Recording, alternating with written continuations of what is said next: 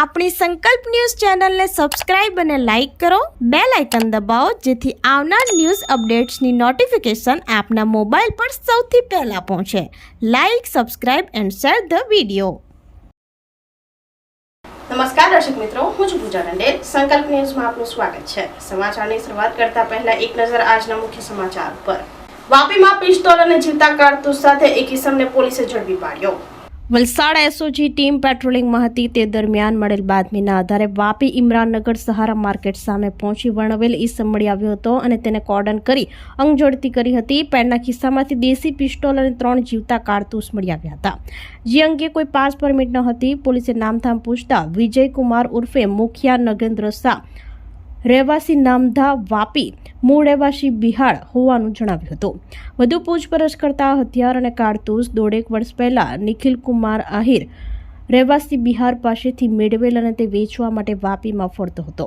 દેશી પિસ્તોલ જેની કિંમત 45,000 અને જીવતા કારતૂસની કિંમત 300 મળી કુલ રૂપિયા 45,300 કબજે કરી હથિયાર આપનાર નિખિલ કુમારને વોન્ટેડ બતાવ્યો હતો અને આર્મ્સ એક્ટ હેઠળ વાપી ટાઉન પોલીસ મથકે ફરિયાદ નોંધી વધુ તપાસ હાથ ધરી હતી.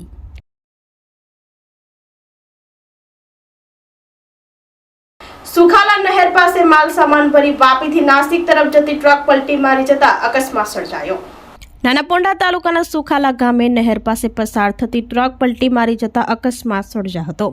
વાપીથી નાસિક તરફ માલ સામાન ભરી ટ્રક નંબર MH15 AG 4241 નો ચાલક પસાર થઈ રહ્યો હતો. તે દરમિયાન નાનાપોંડા તાલુકાના સુખાલા નહેર પાસે ટ્રકના પાટા તૂટી જતા ચાલકે સ્ટેરિંગ ઉપરથી કાબુ ગુમાવતા ટ્રક રોડના સાઈડે પલટી મારી જતા અકસ્માત સર્જાયો હતો. ટ્રકમાં ભરેલ માલ સામાન વેરવિખેર થઈ ગયો હતો. જો કે અકસ્માતમાં સદનસીબે ચાલકનો ચમત્કારિક બચાવ થવા પામ્યો હતો.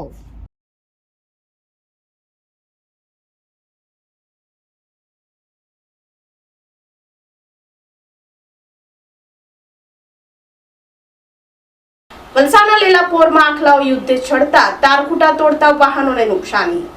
વલસાડ તાલુકાના લીલાપોર ગામના કુંભારવાડ ખાતે આખલાઓનું યુદ્ધ જામ્યું હતું.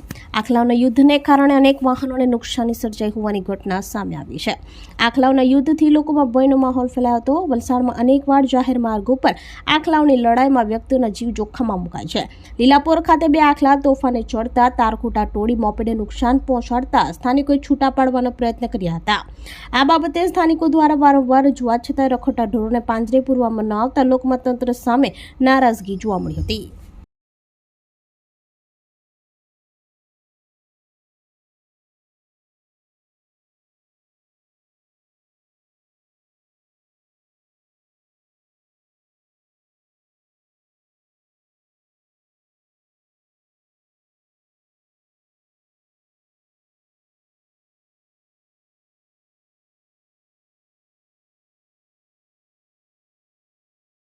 ગીર સોમનાથના કોડીનારમાં દીપડો શહેરના રહેણાંક વિસ્તારમાં ઘૂસી મકાનોની દિવાલ પર ચડ્યો. દીપડાના દ્રશ્યો રેસ્ટોરન્ટ પર લાગેલા સીસી કેમેરામાં કેદ. ગીર સોમનાથના કોડીનાર શહેરના જાનબાઈ માતા મંદિર વિસ્તાર નજીકમાં ગત રાત્રે દીપડો આવી ચડ્યો હતો. દીપડાના દ્રશ્યો રેસ્ટોરન્ટ ઉપર લાગેલા સીસીટીવી કેમેરામાં કેદ થયા હતા. સ્થાનિકો પાસે મળતી માહિતી અનુસાર દીપડો શહેરના રહેણાંક વિસ્તારમાં ઘૂસી મકાનોની દિવાલો પર ચડ્યો હતો, જેને લઈ સ્થાનિકોમાં ભયનો માહોલ સર્જાયો હતો. ઘટનાની જાણ થતાં લોકો સ્થળ ઉપર એકત્ર થયા હતા અને દીપડાને પાંજરે પૂરવા લોકોએ માંગ કરી હતી. ગીર સોમનાથથી રિપોર્ટર વિશાલ તંબોલી, સંકલ્પ ન્યૂઝ.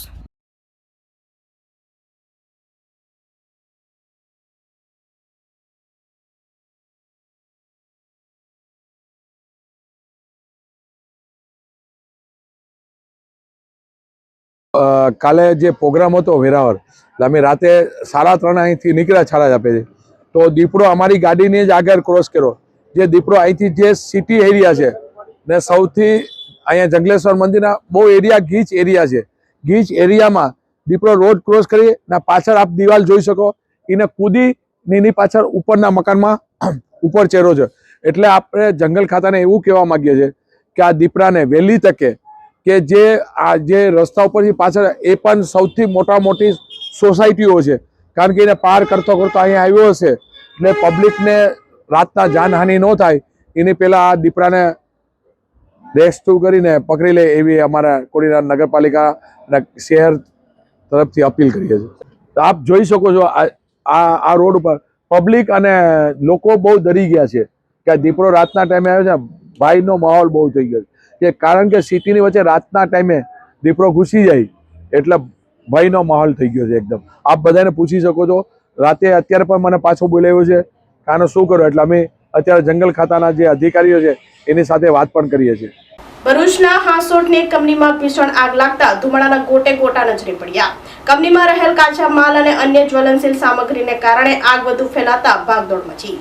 ભરૂચ જિલ્લાના હાંસોટ તાલુકાના પંડવાઈ નજીક આવેલ કબીર ટેક્સોફેબ કંપનીમાં અચાનક ભીષણ આગ ફાટી નીકળતા સમગ્ર વિસ્તારમાં દોડધામ મચી ગઈ હતી.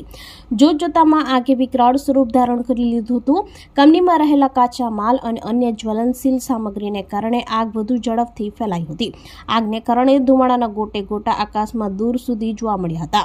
આગની ઘટનાની જાણ થતાં જ તાત્કાલિક ફાયર બ્રિગેડને જાણ કરવામાં આવી હતી. હાંસોટ, અંકલેશ્વર કે અન્ય નજીકના વિસ્તારોમાંથી 3 ફાયર ફાઈટરની ગાડીઓ તાત્કાલિક ઘટના સ્થળે દોડી આવી હતી. ફાયર ફાઈટરના જવાને યુદ્ધના ધોરણે આગ ઉપર કાબુ મેળવવાના પ્રયાસો શરૂ કર્યા હતા.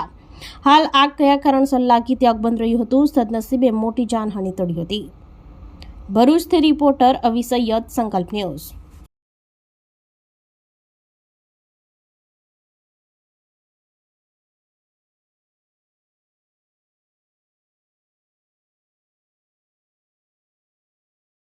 ગીર સોમનાથ મંદિર નજીકની હોટલો, રેસ્ટોરન્ટ, ફૂડ સ્ટોલ ઉપર ફૂડ વિભાગે સરપ્રાઇઝ ચેકિંગ હાથ ધરતા ફફડા.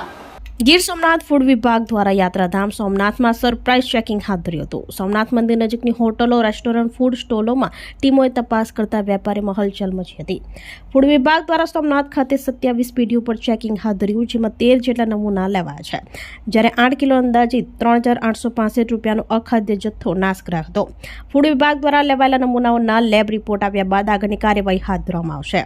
સોમનાથ યાત્રાધામમાં શરૂ કરાયેલું ચેકિંગ અભિયાન આગામી દિવસોમાં વધુ વ્યાપક બનવાની શક્યતા હોવાની ચર્ચાએ જોર પકડ્યું છે.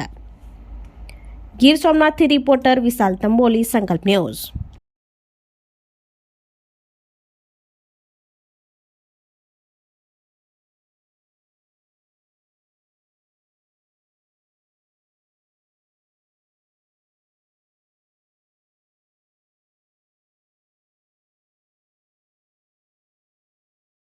તો આ તાજના સમાચારો, નવા સમાચારો સાથે કાલે ફરી મળીશું. નમસ્કાર. આપણી સંકલ્પ ન્યૂઝ ચેનલને સબસ્ક્રાઇબ અને લાઇક કરો.